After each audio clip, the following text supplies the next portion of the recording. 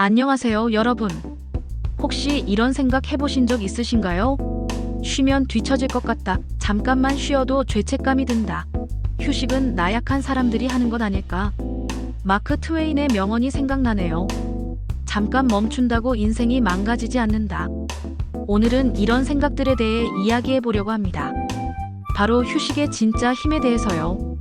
한국의 직장 문화에서 휴식은 종종 게으름으로 오해받기 쉽습니다.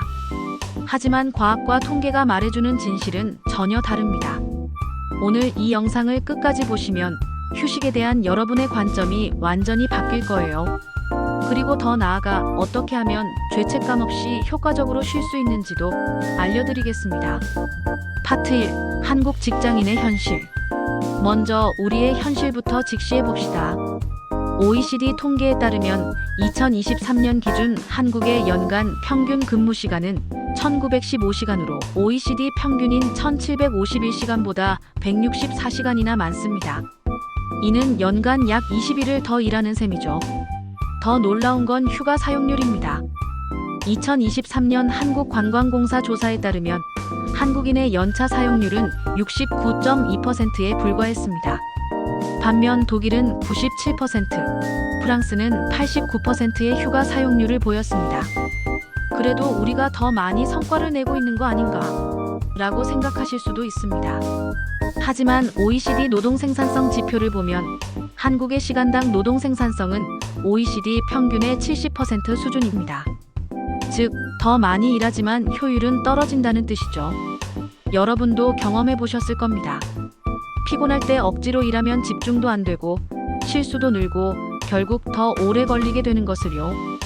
파트 2. 휴식의 과학적 근거. 그렇다면 휴식은 우리 뇌와 몸에 어떤 영향을 미칠까요? 첫 번째, 휴식은 뇌의 기본 모드 네트워크를 활성화합니다. 스탠포드 대학교 신경과학자 마커스 레이클 박사의 연구에 따르면 우리가 아무것도 하지 않고 있을 때 뇌는 결코 쉬고 있지 않습니다. 오히려 창의성과 문제 해결 능력을 담당하는 영역들이 더욱 활발해집니다.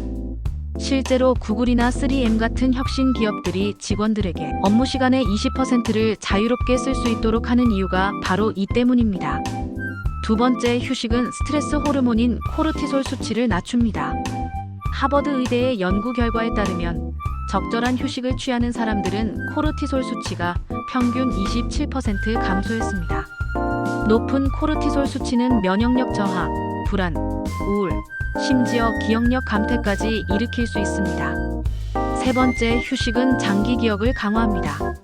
독일 막스 플랑크 연구소의 연구에 따르면 학습 후 10분간의 휴식을 취한 그룹이 그렇지 않은 그룹보다 기억 유지율이 40% 높았습니다.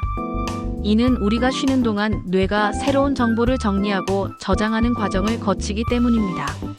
파트 3. 성공하는 사람들의 휴식법. 그렇다면 성공한 사람들은 어떻게 쉴까요? 빌 게이츠는 매년 2주간의 싱킹 위크를 가집니다. 이 기간 동안 그는 완전히 업무에서 벗어나 독서와 사색에만 집중합니다. 마이크로소프트의 많은 혁신적인 아이디어들이 이 시간에서 나왔다고 합니다. 아리아나 허핑턴은 허핑턴 포스트의 창립자로서 극도로 바쁜 생활을 했지만 2007년 과로로 쓰러진 후 수면과 휴식의 중요성을 깨달았습니다.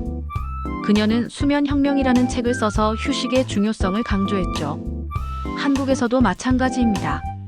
네이버의 창립자 이혜진 글로벌 투자 책임자는 깊이 생각할 시간을 확보하기 위해 일정한 공백 시간을 반드시 만든다고 말했습니다.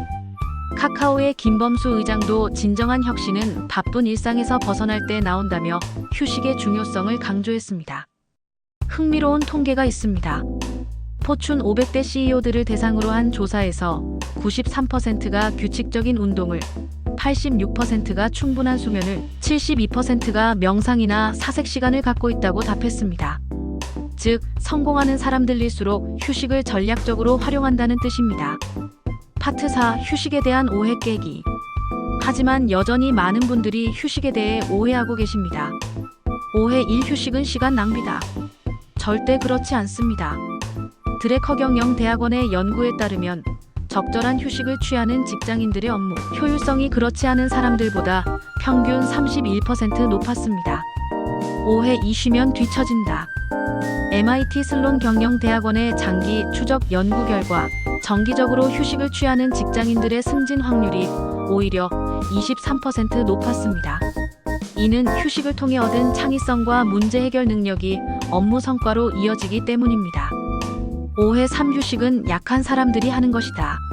미국 해병대에서도 전술적 휴식을 중요한 전략으로 가르칩니다.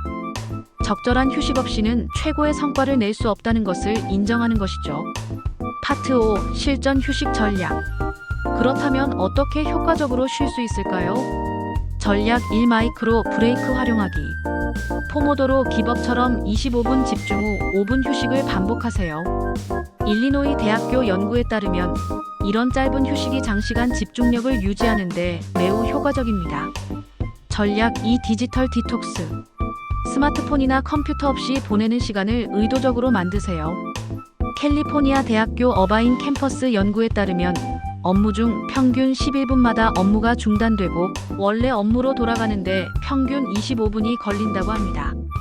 전략 3. 자연과의 접촉. 미시간 대학교 연구에 따르면 자연에서 20분만 보내도 스트레스 호르몬이 현저히 감소합니다. 점심시간에 근처 공원을 산책하는 것만으로도 큰 효과를 볼 수 있습니다. 전략 4. 수면 최적화. 하버드 의대 연구에 따르면 7에서 9시간의 충분한 수면을 취하는 사람들의 업무 성과가 그렇지 않은 사람들보다 평균 42% 높았습니다. 전략 5. 경계 설정하기.